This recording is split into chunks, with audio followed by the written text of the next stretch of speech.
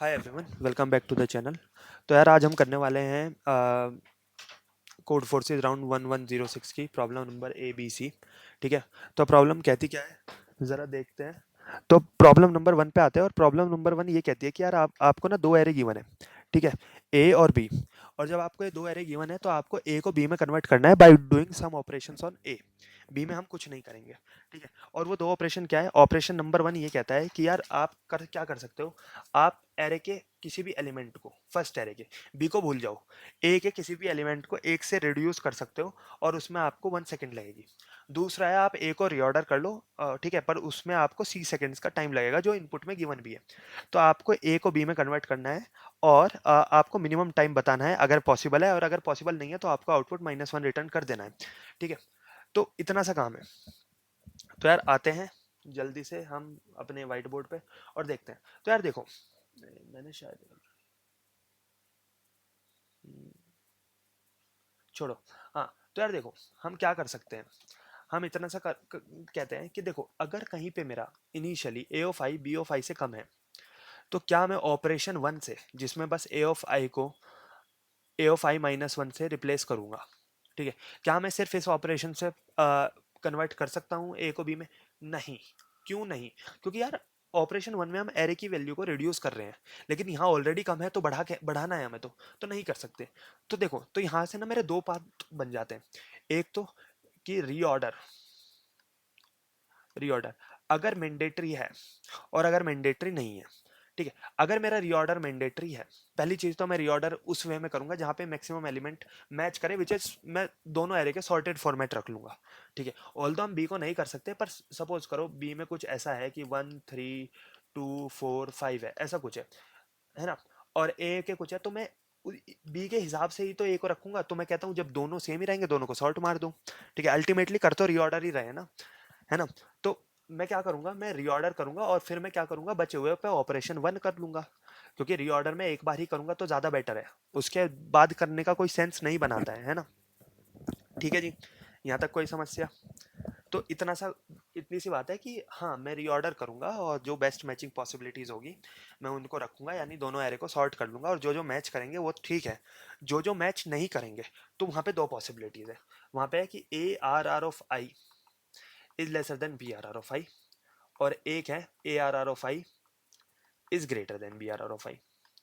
तो यार ये तो काफी सिंपल है। अगर ऐसा है तो मैं बस इनका जो डिफरेंस है वो अपने आंसर में ऐड कर दूंगा। ठीक है। इतनी सी बात है। क्यों कर लूंगा? क्योंकि देखो, ए आर आर ऑफ आई को रिड्यूस करना है B R R of I से, 1 सेकंड में एक बार रिड्यूस कर सकते हैं। अगर मुझे 5 बार रिड्यूस करना है तो 5 सेकंड लगेंगे, सिंपल। ठीक है। तो इन दोनों का डिफरेंस में ये आंसर में स्टोर कर दूंगा। लेकिन अगर ये केस है तो इस केस में मेरा आंसर सीधा -1 हो जाएगा। रीजन, रीजन क्या है? रीजन इतना सा है यार, देखो, ए आर आर ऑफ आई है मेरे पास, ठीक है, ओके जी, और यहाँ पे B R R of I है। अगर मेरा अगर मेरा ये वैल्यू ऑलरेडी लेसर है तो यानी ये वैल्यू यहाँ नहीं आएगी, तो मैं कहता हूँ तुम सोचोगे दोबारा रीऑर्डर करके देख ले। मैं कहता हूँ रीऑर्डर सेंस ही नहीं बनाएगा। उसका रीजन है, देखो, ये एरे ऑलरेडी सॉर्टेड है। अब मैंने सॉर्ट कर दिया है तो ये एरे ऑलरेडी सॉर्टेड, तो इसके लेफ्ट वाले तो सारे इससे छोटे होंगे, वो तो सेंस ही नहीं बनाएंगे यहाँ पे आना। ठीक है। और जो इसके राइट में होंगे, जो भी एलिमेंट्स इसके राइट में होंगे, तुम कहोगे उधर से किसी से रिप्लेस कर दूं। मैं कहूंगा कर दो। चलो कर दे करके देखते हैं। मान लो यहाँ पे एक्स है, मैंने कहा एक्स तू इधर चला जा, ये इधर चला जा। ठीक है। अब तुमने कहा देखो यार ये तो वैलिड हो गया, मैंने कहा बिल्कुल हो गया, पर इधर वाला एलिमेंट तो इनवैलिड हो गया, क्योंकि ये भी तो सॉर्टेड है और ये सॉर्टेड है तो ये ऑलरेडी बड़ा है। तो ये ए आर आर ऑफ आई अब इससे भी छोटा है, जब इससे छोटा है तो ऑब्वियसली इससे भी छोटा है। ठीक है। तो कभी पॉसिबल ही नहीं है, तो सीधा आंसर हो जाएगा -1। और अगर हर जगह A R R of I greater than B R R of I है तो आंसर में उनका डिफरेंस ऐड करते हुए चलो, आप फाइनल आंसर आ जाएगा। अब आते हैं नो के केस पे। तो मैं यहाँ लिख लूँ कि मेरा केस है नो। इसमें भी मेरे पास दो ऑप्शन है कि मैं फिर भी रीऑर्डर करना चाहता हूँ या नहीं। ठीक है। और दूसरा केस मेरा ये है कि मैं बोलता हूँ कि नहीं करना। अगर मुझे नहीं करना तो आंसर सीधा सट है कि अगेन वही, कि जहाँ पे A R R of I greater than है B R R of I से। ठीक है। A R R of I greater than है B R R of I से, तो जी इतना सा काम करो, उसका जो डिफरेंस है वो आंसर में स्टोर करा लो। अच्छा, लेसर क्यों नहीं आएगा? क्योंकि लेसर आता तो रीऑर्डर मैंडेटरी हो जाता, वो इधर इस वाले पाथ में चला जाता। लेकिन लेसर नहीं है, जब ही ये वाला वैल्यू आई है बिना हमने कोई वो किए हुए। तो अब अगर मैं तुम्हें कोड दिखाऊं थोड़ा सा, तो अगेन मैं गलत खोल रहा हूँ, हाँ, ये वाला कोड देखते हैं। तो मैंने तुम्हें कोड दिखाया और मैंने बोला यार देखो मैंने क्या किया है, मैंने पहले तो इनपुट लिया है, एक बूलियन वेरिएबल रखा रीऑर्डर, और अगर कहीं भी मेरा A R R of I B R R of I से छोटा हो जाता है तो मतलब रीऑर्डर मैंडेटरी है, तो मैंने रीऑर्डर को ट्रू मार्क कर दिया। ठीक है, एक काम तो मैंने ये किया। तो मैंने अभी तक कौन सा पाथ कवर किया कि मैंने ये जो ये वाला पाथ था कि मुझे इस साइड जाना है या मुझे इस साइड जाना है, वो मैं उस इस रीऑर्डर रीऑर्डर कुछ ऐसा जो भी वेरिएबल था रीऑर्डर ही था, है ना, उससे मैं डिसाइड कर लूंगा। ठीक है, बट इन फ्यूचर अगर मुझे नहीं जाना होगा तो मैं क्या करूंगा, मैं नो पे आया और इसके भी अगर नो पे मुझे कैलकुलेट करना है तो मुझे सीधा सा बट जो भी डिफरेंस आ रहा है उनका जो भी एब्सोल्यूट सम लेके चलते हुए चलना है, तो वो भी मैंने यही कर लिया। मैंने बोला देखो सीटी में मैथ्स ऑफ एबीएस जरूरत नहीं थी पर लगा दिया मैंने। ठीक है, A R R of index I minus B R R of index I मैंने ये स्टोर करा लिया ऑलरेडी।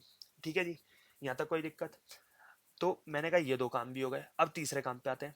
ये मैंने क्यों किया है इसका मैं थोड़ा सा ब्रीफ दे देता हूँ। That time I was thinking कि यार देखो अगर मेरे पास ऑलरेडी कोई मैचिंग है तो मैं कुछ भी रीऑर्डर कर लूँ, कैसे भी कर लूँ। ठीक है, मैं ये नहीं हटाना चाहूंगा। ठीक है, क्यों हटाऊं मैं जब ऑलरेडी मैचिंग है, मुझे इनके लिए भी ऑपरेशन करने पड़ेंगे। तो मैंने बोला इन दोनों को जीरो मार्क कर दूं क्योंकि मिनिमम ए आर आर और बी आर आर की वैल्यू वन है, तो ये सारे लेफ्ट में आ जाएंगे यानी काइंड ऑफ ये एक्सक्लूड हो जाएंगे। तो मैंने ये वाली कंडीशन इसलिए लगाई है। ठीक है, तो आई hope you got all these three condition. जब मैं इनपुट ले रहा हूँ तो मैंने ये वाली लगाई चेक करने के लिए क्या क्या रीऑर्डर जरूरी है। अगर जरूरी है तो ट्रू हो जाएगा, लेकिन क्या दोनों इक्वल है, तो दोनों इक्वल है तो ये वाली चीज़ आ जाएगी। और अगर दोनों इक्वल नहीं है तो ये आ जाएगा कि C T equal to math dot ABS A R R of index I minus B R R of index I. ये नो नो है कि रीऑर्डर भी जरूरत नहीं है और मैं फिर रीऑर्डर करना भी नहीं चाह रहा। ठीक है, अब मैंने क्या किया, मैंने देखो अब मैंने अगर मैं तुम्हें बताऊं, ये हमारा था रीऑर्डर यस था। ठीक है, और यहाँ पे नो था, नो के बाद भी मैं यस पे जा रहा हूँ तो ये था और ये था।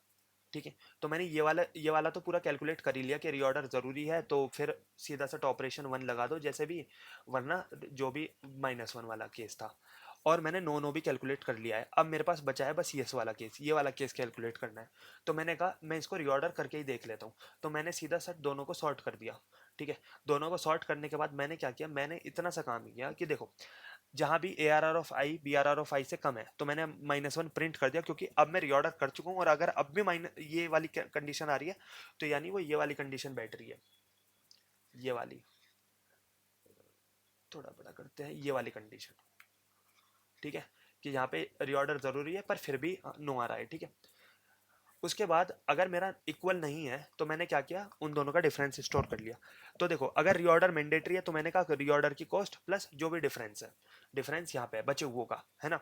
और अगर रीऑर्डर मैंडेटरी नहीं है तो मैंने क्या किया, मैट डॉट मिन, मिन यानी सीटी। सीटी क्या कैलकुलेट कर रहा था, जब हम रीऑर्डर नहीं करेंगे, बिल्कुल नहीं करेंगे, तो उस केस में सीटी प्लस सी इंटू एम, यानी यही एग्जैक्टली क्योंकि मैंने रीऑर्डर करा, बेस्ट मैचिंग मैच करे और जो रिमेनिंग थे वो एज इट इज रहने दिए, तो सी प्लस एम। तो दैट्स हाउ यार we can solve this problem. ठीक है, अब आते हैं प्रॉब्लम बी पे। प्रॉब्लम बी क्या कहती है, प्रॉब्लम बी ये कह रही है कि यार आपको ना एक एन दे रखा है और वन टू एन आपको वो ट्रिपलेट्स बनाने हैं जहाँ पे ये वाली कंडीशन ट्रू हो कि LCM A B C triplets है तो एलसीएम ऑफ ए बी और एलसीएम ऑफ बी सी का G C D of A सी के बराबर आना चाहिए। ठीक है, काफ़ी इनिशियली सीम्स लाइक कि यार क्या ही दे रखा है, ये कैसे इक्वेशन सॉल्व होगी। पर मैं एक काम करता हूँ, मैंने ऑलरेडी कर भी रखा है, पर मैं तुम्हें दिखा देता हूँ। ठीक है, अगर मैं यही चीज़ यहाँ पे जाके डालता हूँ और मैंने ये वाली लिंक खोल लेता हूँ। ठीक है, तो there is a distributive property of GCD जहां पे एग्जैक्टली यही हमें गिवन है कि LCM of A B comma LCM of A C would be always equal to LCM of A comma GCD of B C. तो using this identity मैं क्या करूंगा, मैंने बोला देखो मैंने बोला कि देखो एलसीएम ऑफ ए बी और एलसीएम ऑफ बी सी, ठीक है, और इसका जीसीडी, यही तो थी condition, equal to GCD of A C आना चाहिए। बिल्कुल सही बात है। तो मैंने कहा यार ये तो आइडेंटिटी है मेरी। आइडेंटिटी क्या है, आइडेंटिटी ये वाली है। ओके चेंज हो गया, आइडेंटिटी ये वाली है। ठीक है, तो जल्दी से लिख लेते हैं। तो यानी LCM of B comma G C D of A comma C would be equal to G C D of A comma C. ठीक है, ये दोनों चीज़ें सेम है। अगर ये दो सेम है और इसका मैं किसी के साथ एलसीएम निकाल रहा हूँ तो यानी B must always B the divisor of G C D of A और सी। ठीक है, B must always B the divisor of A and C, दोनों का डिविजर होना चाहिए। तभी तो आएगा। अगर बी ए एंड सी का डिवीजर नहीं है, मान लो ए का है सी का नहीं है, तो इनमें जो वो होगा हाईएस्ट डिवीजर, ये उसका भी डिवीजर नहीं रहेगा, तो ये तो कभी आएगा ही नहीं ना। हमें यही एज इट इज रखना है। और ये एज इट इज कब रहेगा, मान लो इसका वो आया 8, तो 8 के डिवीजर सी यहाँ पे आने चाहिए 2, 4, 8। अगर उससे अलग कुछ भी आया, लेट से 3 आया, तो एलसीएम बढ़ जाएगा इससे। तो B is always B the divisor of, B is always divisor of A and C both. ठीक है, अब आते हैं यहाँ पे ट्रिपलेट पे। ठीक है, ट्रिपलेट पे मैं कहता हूँ मैं बी के लिए लूप लगाऊंगा 4i 1 से लेके n तक। और मैंने कहा यहाँ मैंने बी रखा, बी अगर 1 रखा, तो यहाँ पे मेरी कितनी पॉसिबिलिटीज है, यहाँ पे है जी मेरी 20 पॉसिबिलिटीज, और यहाँ पे भी 20, क्योंकि मैं 1 रख सकता हूँ, यहाँ 2 रख सकता हूँ, यहाँ 2 रख सकता हूँ, यहाँ 1 रख सकता हूँ, कुछ भी रख सकता हूँ, है ना। तो 20/20, अच्छा 20 क्यों, मैंने n 20 मान के चला है। ठीक है, 20/20 400 पॉसिबिलिटीज है 1 के लिए। अगर मैंने यहाँ 2 रखा, तो इसके लिए कितनी पॉसिबिलिटीज है, 2 का मल्टीपल्स क्या क्या है, 2 है जी, 4 है जी, 6 है जी, 8 है जी, 10 है जी, 20 तक कितना है, 10 है, इधर 20 तक कितना है, 10, तो 10 × 10 विच इज 100। अगर मैं यहाँ 3 रखूँ, तो 3 के मल्टीपल्स कितने है जी, 7 है, 6 है, सॉरी माई बैड। ठीक है, क्या क्या है, 3 3 6 9 12 15 18। ठीक है, तो 6 × 6, और ऐसे अप टू 20 तक, 20 का आएगा 1 × 1, कि इधर भी 20 इधर भी 20, क्योंकि डिविजर जरूरी है। तो मैंने ये वाली कंडीशन से ये कैलकुलेट कर लिया कि मुझे टोटल सम जो इसका होगा वही मेरा आंसर होगा। ठीक है, 1 के लिए रखा तो 20 पॉसिबिलिटीज है दोनों साइड, 20 × 20 विच इज 400। 2 के लिए रखा तो दोनों साइड कितनी पॉसिबिलिटीज है, डिवीजन होना चाहिए, तो क्या क्या आएगा, 2 आएगा, 4 आएगा, 6 आएगा, 8 आएगा, 10 आएगा, 12 14 16 18 20, तो यानी 10 पॉसिबिलिटी इधर है, 10 इधर है। अगर मैंने 3 रखा तो क्या क्या आएगा, 3 6 9 12 18, तो यानी 6 पॉसिबिलिटी इधर है, 6 इधर है। तो ऐसे कैलकुलेट करते करते मैंने पूरा सम निकाल लिया। और जब मैंने कहाँ तक निकाला, मैंने 20 तक, 20 के लिए 1/1 की पॉसिबिलिटी होगी कि इधर भी 20 रख दो, इधर की भी 20 रख दो, 1। और मैंने इनका पूरे का सम निकाल लिया, और वही मेरा आंसर आ जाएगा। ठीक है, कोड पे आते हैं, कोड को देखते हैं जल्दी से। ठीक है, तो कोड क्या कहता है, देखो कोड यही कह रहा है कि भाई हमने क्या किया, हमने एक मॉड्यूलर एक्सपोनेंशिएशन ले लिया। इसकी ज़रूरत नहीं थी, और ये अच्छा टेम्पलेट में ऑलरेडी है। ठीक है, मैंने क्या किया, मैंने n लिया, एक आंसर इक्वल टू 0 लिया, 4i = 1 से लेके n तक चलाया। x की वैल्यू कितनी अक्रेंस आ रही है, ठीक है, कितनी बार आ रहा है, मतलब अगर 1 है तो 20 पॉसिबल मल्टीपल्स है, अगर 2 है तो 10 है, 3 है तो 6 है। और ऐसे करते करते मैंने आंसर को x × x कर लिया, और एट द एंड आंसर में सॉरी आंसर में x × x ऐड कर दिया, और आंसर को रिटर्न कर दिया। काफ़ी इजी प्रॉब्लम थी। ठीक है, बस हमें यहाँ पे एक ट्रिक ये पता होनी चाहिए कि दिस दिस इज समथिंग, ये वाली जो आइडेंटिटी है, ये वाली जो इक्वेशन है, ठीक है, इस ये एक प्रॉपर्टी है ऑफ एलसीएम। और यार मैं भी ये कहूँगा, मैं तुम्हें जेन्युइनली बताऊँ, आई was not really aware of this property. मैंने भी क्या किया था, मैंने देखा कि मैं ये प्रैक्टिस फॉलो करता हूँ कि when ever I see any equation, so I usually try to find कि is there any way of forming it, so I just go on Google and type that equation, if there is any property came out like it is a distributive property or it is something else, because we cannot know, we always do not know everything, right? तो मैं यहाँ पे जाके check कर सकता हूँ, I am not saying I am going with the solution only, I am just trying to find is there any alternate way of representing that equation, and that I personally I feel that is a best practice for me. It's completely up to you then. Now we let's came back to problem C. Problem C is really amazing and confusing as well. ठीक है, problem सी पे आते हैं। Problem सी ये कहता है, देखो आपको ना एक ट्री दे रखा है स्टार्टिंग फ्रॉम फर्स्ट नोड, ठीक है, ऐसे ऐसे कुछ करके है, ठीक है, और एक हमने गिल्ड टर्म दिया है। ठीक है, एक नोड का गिल्ड क्या हो सकता है, ठीक है, देखो इस नोड के गिल्ड क्या क्या है, इस नोड का एक गिल्ड तो है खुद है, ठीक है, एक गिल्ड तो है खुद है, एक गिल्ड ये है, एक गिल्ड ये है, और एक गिल्ड ये है। इस नोड के ये गिल्ड्स है, ठीक है जी, इस नोड के ये गिल्ड है। ऐसे ही इस नोड के क्या क्या गिल्ड है, इस वाली के एक ये है और एक ये है। ठीक है, एक काम करते हैं, अलग अलग पेन से एक बार रिप्रेजेंट करके देखते हैं। ठीक है, यहाँ पे मैं रेड रेड तो मैचिंग हो जाएगा, पर्पल ले लेता हूँ, थोड़ा सा जूम करते हैं। ठीक है, इतना ही ट्री कंसिडर करो अभी। ठीक है, मैंने कहा इस नोड का क्या क्या गिल्ड था, इस नोड का एक तो गिल्ड ये है, ठीक है जी, और एक गिल्ड ये है, और एक गिल्ड ये है। ठीक है, इस नोड के तो ये गिल्ड थे। है ना, ये था, ये था, ये था, ठीक है। अब वो गिल्ड कैसे निकालते हैं भाई? गिल्ड निकालने का इतना सा सिंपल तरीका इन्होंने बोल रखा है कि देखो, graph is rooted arbitrary for each graph is known to consider the set of houses after such set will call.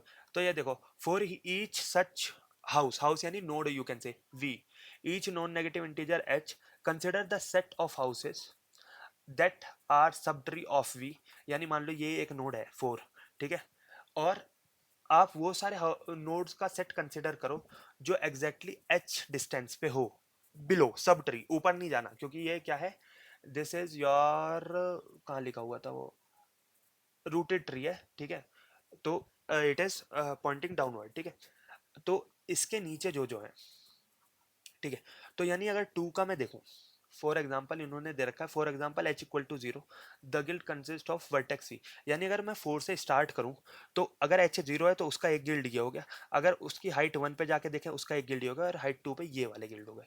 मैं again, this is no complete sub tree नहीं, बस ये कि जीरो पे बस ये है, वन हाइट के लिए बस ये है, और टू हाइट के लिए बस ये तीन है, ये पूरा सब ट्री नहीं है, ठीक है। ऐसे हमको क्या करना है, ठीक है, ऐसे इसके गिल्ड क्या क्या हो गया, ये हो गया, इसके अगर मैं एग्जांपल दूं, तो इसका एक गिल्ड ये हो गया और एक गिल्ड ये हो गया, ठीक है। अब जरा इस नोड के गिल्ड निकालते हैं, इस नोड के, ठीक है, इस नोड का गिल्ड निकाले तो एक तो ये खुद हो गया जी, एक ये हो गया जी, एक ये हो गया जी पूरा, और एक ये हो गया जी, ठीक है। If you see something, this is repetitive, ये गिल्ड इसके लिए भी एग्जिस्ट कर रहा है, ये गिल्ड इसके लिए भी एग्जिस्ट कर रहा है, इसके लिए, और ये गिल्ड इसके लिए भी एग्जिस्ट कर रहा है, स्ट्रेंज है ना। रिपीटेटिव क्यों हुआ, दोबारा बताते हैं, देखो, मैंने बोला मैंने बोला इस नोड के लिए एच जीरो के लिए तो ये खुद है, एच वन के लिए इसका गिल्ड क्या है, ये है। अच्छा, इस नोड के लिए एच टू के लिए इसका गिल्ड क्या है, एक दो, यही है, रिपीट हो रहा है, और इस नोड के लिए एच थ्री का गिल्ड क्या है, यही है जी, ठीक है। तो ऐसे हमारे गिल्ड्स बन रहे हैं। अब पॉइंट क्या है, पॉइंट ये है कि सवाल आपको ये दिया है कि यार देखो, ऐसे तो बहुत सारे गिल्ड बन रहे हैं हर एक नोड का, आपको काउंट करना है unique guilds, so you count unique guilds. जैसे फॉर एग्जांपल, डजेंट मैटर वो किसका है, बस वो यूनिक होना चाहिए, यूनिक मतलब कि जहाँ पे ऐसा ना हो कि वो exactly same number of notes, exact notes किसी एक गिल्ड में और दो गिल्ड में अगर सेम है, इवन एक का भी डिफरेंस नहीं है, तो डिफरेंट गिल्ड नहीं है, वो सेम गिल्ड है। तो यहाँ पे जैसे गिल्ड्स मैं आपको बता देता हूँ, देखो, इस नोड के लिए तो एक गिल्ड ये हो गया, ठीक है, एक गिल्ड ये हो गया, ठीक है। अब आते हैं इस नोड के लिए, एक गिल्ड ये हो गया, एक गिल्ड ये हो गया। अच्छा, ये सेम नहीं है क्योंकि यहाँ एक एक नोड है, इसमें दो नोड है, ठीक है। ऐसे इस नोड के लिए एक गिल्ड ये हो गया, इस नोड के लिए एक गिल्ड ये हो गया, और एक गिल्ड ये हो गया, ये भी सेम नहीं है, और एक गिल्ड ये हो गया, पर ये ऑलरेडी इसका बन चुका है, तो मैं कहूँगा ये रिपीटेटिव है, छोड़ो इसको, ठीक है, इसको हम नहीं कैलकुलेट करेंगे। इस नोड के लिए जी एक गिल्ड ये हो गया, एक गिल्ड ये हो गया, एक गिल्ड ये हो गया है, और ये वाला है पर मैं रिपीटेड, छोड़ो। इस नोड के लिए एक गिल्ड ये हो गया, एक गिल्ड ये हो गया, ठीक है, और इस नोड के लिए ये भी एक गिल्ड है ना, ये पूरा भी इस नोड के लिए। अब आगे बढ़ते हैं, इस नोड के लिए ऐसे गिल्ड कैलकुलेट करने हैं, ठीक है। अब ठीक है जी, कर सकते हैं, पर करें कैसे? तो जरा ध्यान से सोचो, देखो, अल्टीमेटली मुझे करना क्या है, जब भी कोई पर्टिकुलर नोड है, ठीक है, अगर वो सिंगल पाथ पे है, अगर बस उसमें एक ही चाइल्ड नोड है, तो उसका गिल्ड बस वही है, ठीक है, इसका गिल्ड यही है, इसका गिल्ड बस यही है, क्योंकि वन पे जो गिल्ड है वो ऑलरेडी ऑक्यूपाइड है, ठीक है। लेकिन अगर उसका एक से ज़्यादा चाइल्ड है, एक से ज़्यादा चाइल्ड है, तो उसका गिल्ड बढ़ जाता है, ठीक है। ये ऑब्जर्वेशन वन है, this is not our solution, ठीक है। ऑब्जर्वेशन वन, कि अगर एक ही चाइल्ड हो, तो गिल्ड हमेशा वन होगा, ठीक है। दूसरी चीज़ देखते हैं, अब आते हैं इस पे, यहाँ पे मान लो एक और नोड है, इसको थोड़ा सा इरेज करते हैं, यहाँ पे मान लो एक और नोड है, ऐसा कुछ करके, ठीक है, और काफ़ी है, मतलब मैं कहूँगा, ठीक है। इसके गिल्ड कैलकुलेट करने हैं, तो मैंने कहा एक गिल्ड तो इसका ये हो गया जी, है ना, और एक गिल्ड ये हो गया, पर ये ऑलरेडी इसका बन चुका है, तो इसको कैलकुलेट नहीं करना है। तो मैं क्या कहता हूँ, अगर आप ध्यान से सोचो, जो भी जो भी नोड की नोड के से जो सब ट्री बन रहा है, नोड से जो सब ट्री बन रहा है, उसकी जो सेकंड मैक्सिमम हाइट है +1 उसके गिल्ड काउंट हो गए। देखो एग्जांपल देखते हैं। एग्जांपल नंबर 1, ये है, ये है, ये है, ये है। भाई साहब इसका गिल्ड तो यही हो गया, है ना, है ना। तो इसका गिल्ड तो यही हो गया और इसका गिल्ड ये हो गया, है ना, ये वाला। इसमें तो एक ही नोड है तो नहीं है। मान लो इसमें दो नोड होती, मान लो इसमें दो नोड होती, ये दो, तो इस वाली नोड का एक गिल्ड ये हो गया, एक गिल्ड ये हो गया। अब इस वाले नोड का देखो, इधर एक गिल्ड तो यही खुद हो गया, दूसरा गिल्ड इसका ये हो गया, लेकिन तीस इससे ज्यादा वो आगे नहीं जा सकता। क्यों?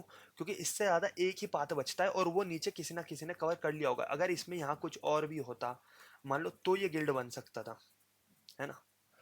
क्यों? क्योंकि देखो दो पाथ आ रहे हैं, ठीक है। अगर दो पाथ आ रहे हैं और एक पाथ कहीं खत्म हो जाता है, मान लो ये पाथ यहीं खत्म हो गया, तो इससे नीचे का जो पाथ है वो इस वाली नोड के लिए यूजलेस है, कंप्लीटली यूजलेस है। क्योंकि इस यहाँ पे जो नोड होगी उसके गिल्ड सेम होंगे इसके बराबर के, है ना। तो जहाँ पे दो पैरेलल पाथ अगर चल रहे हैं, ठीक है, ऐसा कुछ करके, अगर ये पाथ मान लो ये वाला पाथ यहीं खत्म हो जाता है और ये आगे भी बढ़ रहा है, कितना नीचे चला जाए एज्यूम करो, ठीक है, ठीक है।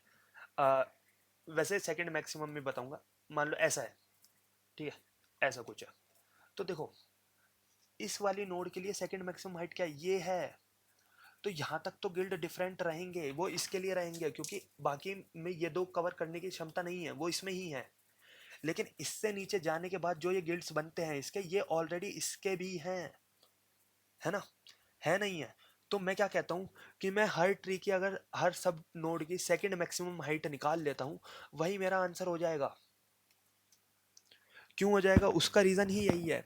उसका रीज़न ये है कि देखो दो पैरेलल पाथ चल रहे हैं, फिर से मैं बता रहा हूँ, ठीक है, और ये यहाँ ख़त्म हो जा रहा है, तो यहाँ तक तो बनता है, यहाँ तक तो इस वाली नोड के लिए यहाँ तक तो बन रहा है, लेकिन इससे नीचे जो बना रहे हो वो इसका ऑलरेडी है, इस वाली नोड का ऑलरेडी है वो गिल्ड, तो रिपीट हो जाएगा, है ना। So that's the problem with that. तो आइए जल्दी से इस कोड को देख लेते हैं इसके भी, ठीक है जी। कोड है ये, ठीक है। तो मैंने क्या किया, हाँ, मैंने क्या किया, मैंने सबसे पहले एरे का इनपुट लिया, आंसर में 0 डाला, ठीक है, और ये आंसर स्टैटिकली मैंने डिफाइन किया है, आंसर इक्वल टू 0, ठीक है।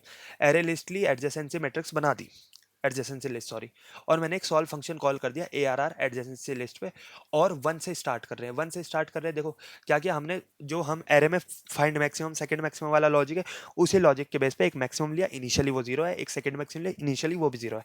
मैंने उसके नेबर्स में ट्रेवर्स किया और मैंने उनकी हाइट निकाली। हाइट अगर ग्रेटर देन है अभी तक की मैक्सिमम से, तो सेकंड मैक्सिमम में मैक्सिमम चल जाएगी, मैक्सिमम में हाइट चल जाएगी, वरना और फिर या फिर ऐसा नहीं है, अगर मैक्सिमम से ग्रेटर नहीं है तो ऐसा पॉसिबल है कि हाइट ग्रेटर देन है सेकंड मैक्सिमम से, तो S max equal to H T चला जाएगा, ठीक है। आंसर में फिर क्या करेंगे, आंसर में हम देखो उसके नीचे की जो हाइट है वो सेकंड मैक्सिमम हाइट है, वो प्लस वो खुद भी तो एक गिल्ड है ना, वो +1, और रिटर्न कर देंगे m+1 नेक्स्ट नोड के लिए मैं हाइट कि इस पर्टिकुलर नोड की हाइट क्या होगी। फिर वो ऊपर जाएगा एक लेवल, वहां पे उसके जितने भी ब्रांचेस होंगे उन ब्रांचेस में वो सेकंड मैक्सिमम फाइंड करेगा और आंसर में ऐड कर देगा। एंड दैट्स हाउ यार we can solve this problem, ठीक है। I hope you got the gist of all three, मतलब आई होप कि आपको पूरा ही समझ में आया हो, ठीक है। प्रॉब्लम डी यार I was not able to solve it, but I got some gist कि how can we solve this problem. तो once maybe I will try, और once I got the solution I will definitely post a video on that. So that's all for today yaar, I hope you got it, and if you really like this video, please like the video, share the video, and subscribe to my channel. I am posting very consistently about lead code POTDs, about lead code, you can say contest, code forces contests, so you can maybe it can help you. Apart from this, we are also working on some DSA topics like arrays, where we you can go from very scratch to very advanced. You can check it out on my channel as well. So yeah, that's all for today. Thank you so much. Have a nice day.